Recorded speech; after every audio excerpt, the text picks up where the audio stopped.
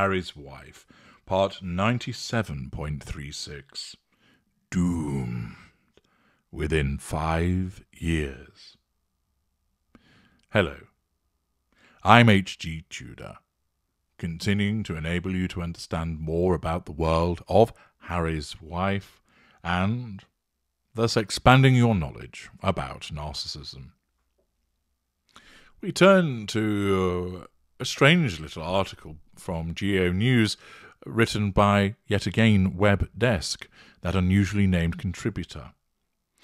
The headline reads, Harry's Wife, Prince Harry, Love Days Are Numbered? ? There is, of course, much speculation about the relationship between Prince Harry and his wife, whether the Prince of Pink Pancakes will continue to have the cattle prod of control applied to his gonads to cause him to behave and to nullify any threats to control that he may pose. There are those, of course, that maintain that she sees him as a major meal ticket, and as she reaches advancing years, that nobody else would be interested in the unusually shaped narcissist.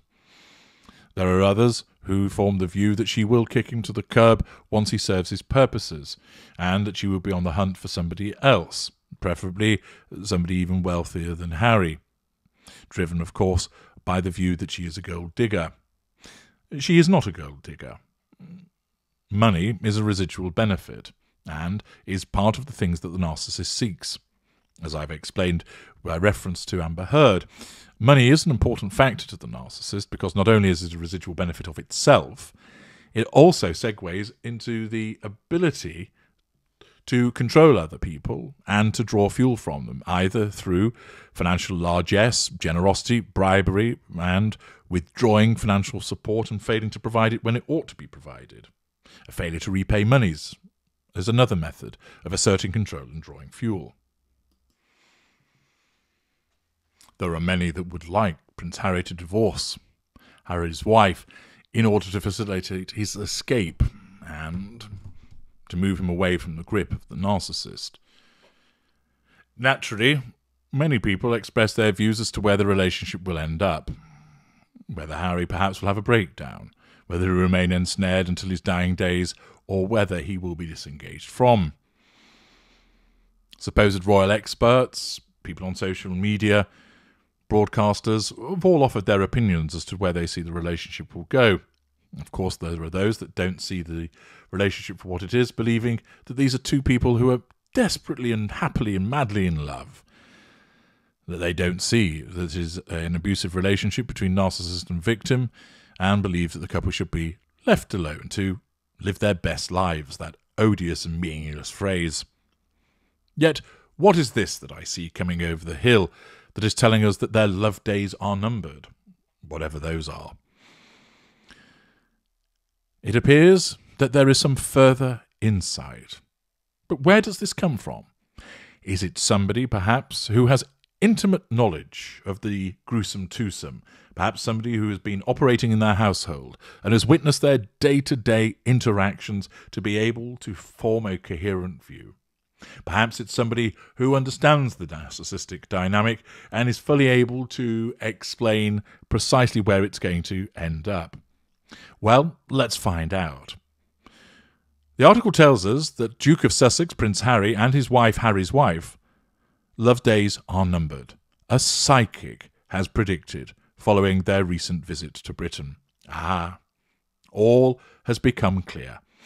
It is the musings of a psychic that tell us that their days are numbered. How so? Well, psychic Georgina Walker predicted Harry's wife and Harry's breakup while appearing on a night show recently. Georgina said, "I always said when Harry's wife and Harry married, I gave them 5 years." She further said, "And when I looked at the energy between them, she was doing a lot of acting, but he was as pale as a ghost. I tend to think he has really realised what he's given up." Now, I'm not entirely sure what she means when she talks about a lot of acting, whether she's referring to her career or whether she's identified unwittingly the acting nature of Harry's wife by virtue of her narcissism. If so, good spot, Georgina.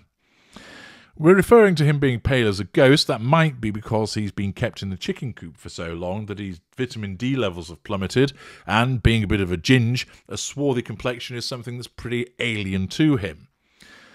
Does he realise what he's given up? I think at various moments he does realise that he's given up certain things. The good links with his family, friends, and all of those things that he enjoyed about Blighty. Nevertheless, of course, and those moments of reflection of what he's given up have to be cast to one side to keep her ladyship content and bananatarianed up. The article continues, whereby the psychic went on to say, "I think it's now going to be a real issue between the two of them. The rift is coming, you'll see it."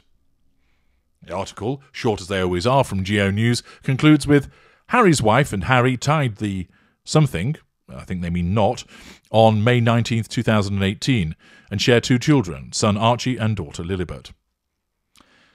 Well, psychics, not something that one would ordinarily rely on, albeit, of course, talking about that there's going to be a rift, there already is. There already is, because as I've explained on many occasions previously, Harry is already in a sustained devaluation. The dynamic between narcissist and intimate partner primary source victim, spouse, partner, cohab, is one whereby there is a golden period of somewhere between 6 months to 18 months, sometimes shorter, sometimes longer, but in general terms, 6 to 18 months. Let us assume that it was 18 months and that they married in May 2018. This means that the golden period started to end somewhere around in the region of early 2020. If you extend it just beyond, let us say, the 18-month period, we would get on the cusp of 2019 into 2020, which of course came about when the move occurred as they stepped down from being senior royals. So his sustained devaluation on an 18-month basis would have kicked in somewhere around about the November 2019, December 2019, maybe stretching into the early 2020s. It's clear that it's been happening. We've seen it with regard to the video analyses that I've undertaken previously, the things that have been said, the actions and behaviours that we've witnessed. And of course there'll be all the stuff that goes on behind closed doors. Whilst we, of course, haven't witnessed it, I can tell you, as a narcissist myself, and all of the various people that I've consulted with and explained the circumstances of, and as they've explained what they've dealt with, that, of course, with a mid-range narcissist such as Harry's wife, there is a facade that's shown to the outside world, although there are occasions where we see through it. And then, of course, for Harry, there'll be the devaluing behaviours behind closed doors, being shouted at, being triangulated in a malign fashion, being denied some of the spicy poontang, being insulted, made to stand outside of the window and juggle his balls, not being involved in decision-making, pity plays doled out to him, made to feel guilty, being provoked, given the silent treatment, and a whole host more. He will have experienced all of that. And so the rift that the psychic talks about has already occurred. Of course, Harry doesn't see it for what it actually is, for reasons that I've explained previously. Do they have 5 years? Well, in actual fact, their days are numbered as a consequence of the fact that disengagement will occur, as I have explained in a previous video. What all of this comes down to is that you don't need a psychic to tell you what's going to happen in the relationship between a narcissist and their victim.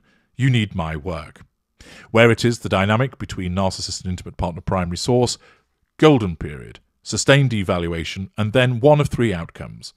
Either escape by the victim, the rarest outcome, disengagement by the narcissist, the most likely outcome, or neither of those 2 things happen, and the roller coaster continues until one of the parties dies.